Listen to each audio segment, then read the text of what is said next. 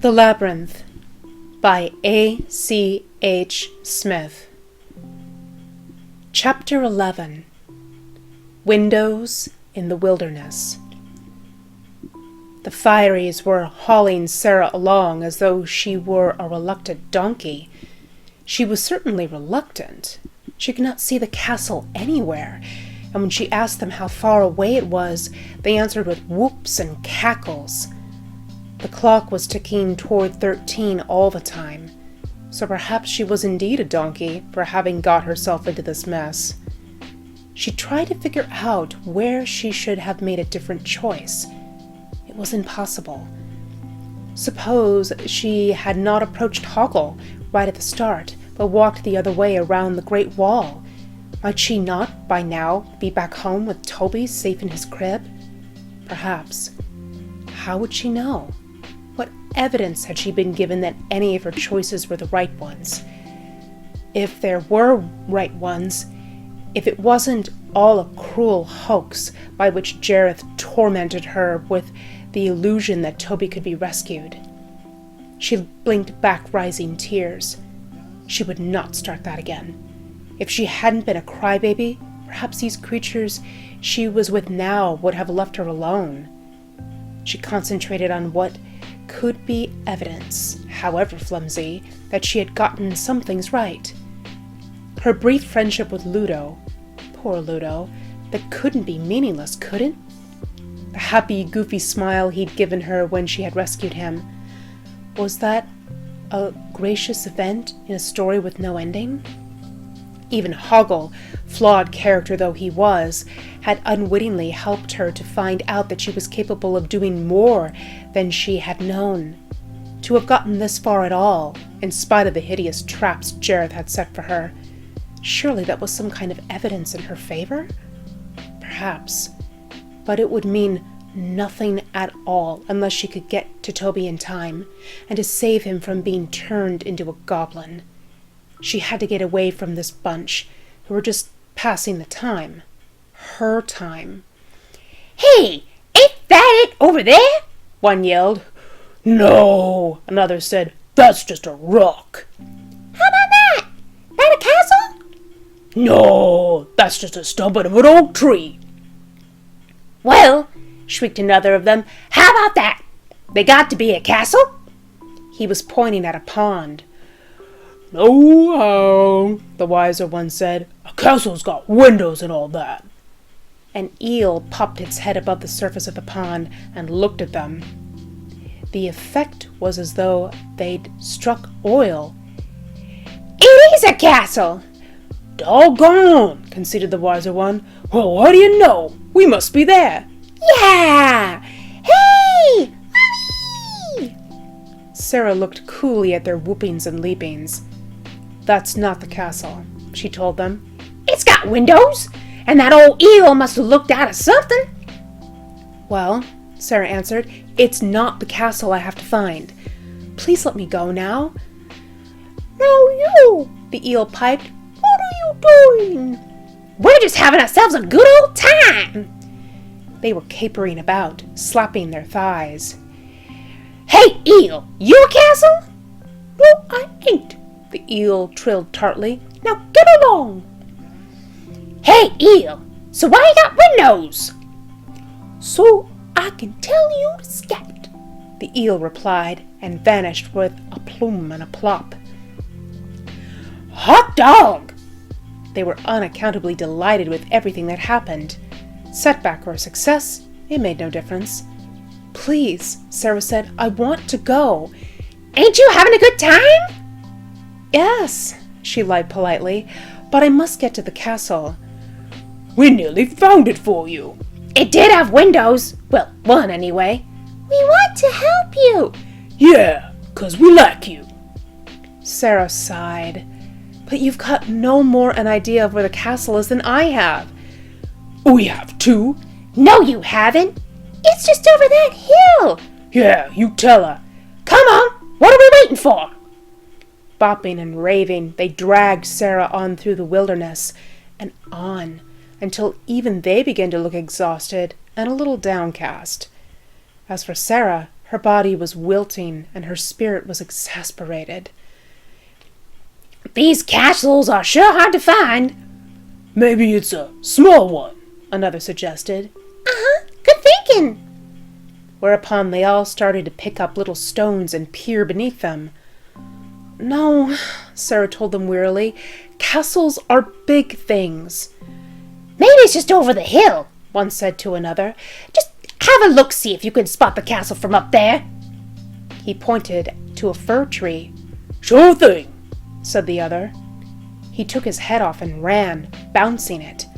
When he arrived at the tree, he tossed his head neatly onto the topmost branches. Can you see the castle? Yeah, The elevated head answered. I can see the castle. What does it look like? Sarah asked suspiciously. Well, it looks kind of like like a hippopotamus. Wow, that's some castle. We're as good as there. Come on. Wait for me.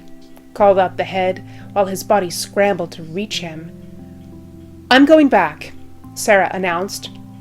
Lady, you heard him say he sees the castle? A big one. Like a hippopotamus. Mus. They were whooping and jiggling around so frenetically that she thought she might be able to slip away from them without being noticed. She walked slowly, letting them all get on ahead of her. Then she turned and quietly walked back in the direction from which they had come. Of course, they were at her side again in an instant, and they all toiled on together through the wilderness, together. Sarah was aiming to get back to where they had started, but then she realized the futility of that, since she would have no idea where to go next. She wondered what was the point of doing anything. She might as well go this way or that, or stand still, or cry.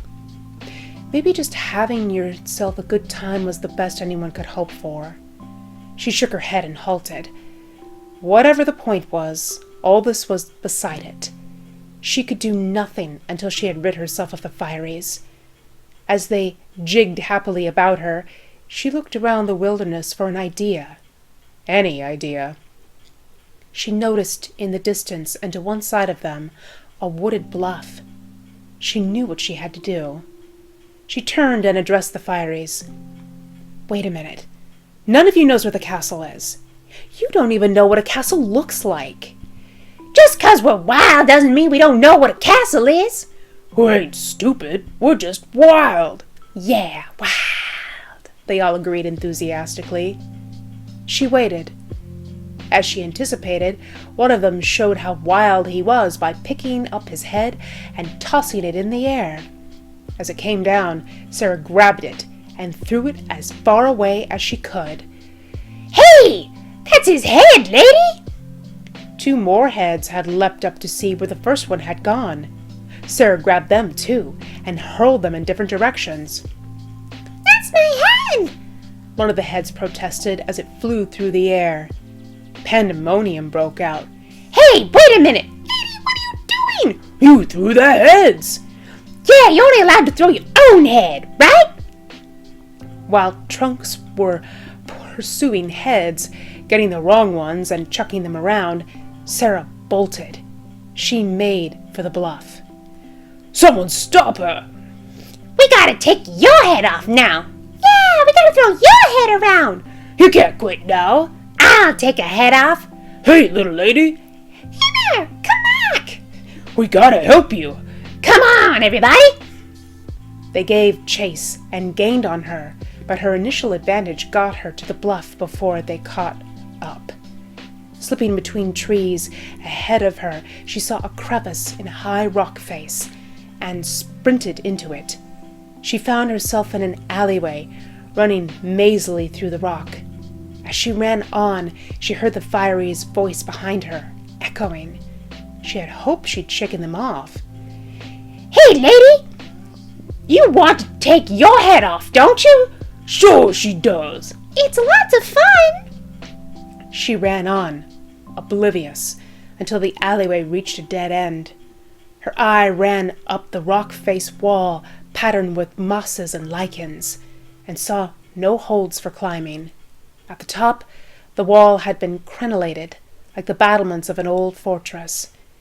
She heard them come around the last bend behind her. There was no escaping them. There she is!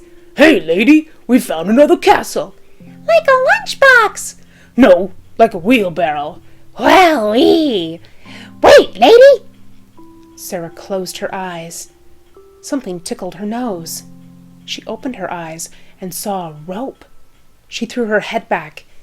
Leaning over the parapet, high above, was a face. Hoggle's face. "Grab it!" he called down to her. She grabbed it. Hoggle hauled. The Fireys dove at her. They were too late by inches. They leapt up, snatching at her feet. She felt fingers brush her shoes. Hey, don't you want to look like us? Come on, take your head off. Off with her head! It won't hurt! Hoggle hauled on. Heads began to fly up beside her. Now come on, lady! Come on, we'll let you play if you take off your arm. How about a leg? And here, just take off your ear, lady. You don't need two. One after another, the heads rose beside her, yammering and fell. We want to help you! Ain't we showing you a good time? Yeah, you come down and strut your stuff. Let it all hang out, little lady! Aw, come on! It's fun! Let's look for something else! Hoggle had hauled her to the top. He helped her clamber over the battlements and brushed his hand at the flying heads as if they were pestering flies. Shoot, he bade them go away. Sarah was looking around, laughing in her relief. They were standing on top of a turret. To either side of them, the stone platform of the great goblin wall ran as far as she could see, rising and falling, turning, crenellated all the way, turreted at regular intervals. She turned to face him. "Hoggle!" she said warmly. He ignored her, continuing to beat his hands at the last few despondent heads that rose up beyond the battlements. Down! He barked at them. Go on, get away with you. When there were no more heads, he had to turn back to face Sarah, who was still beaming at him. The look he returned her was as grumpy as ever, but it could not puncture the deep, affectionate gratitude she felt. He kept his eyes lowered, maybe checking his baubles, which she had strung from her belt. On his own belt hung a pouch in which he carried the peach Jareth had given him. She held out her arms. "You came back to help me! Thank you, Hoggle!" She caught hold of him and leaned over toward his face. No! He wailed and tried to brush her off like one of the flying heads. No, don't kiss me! But she had done it, and the earth moved beneath them.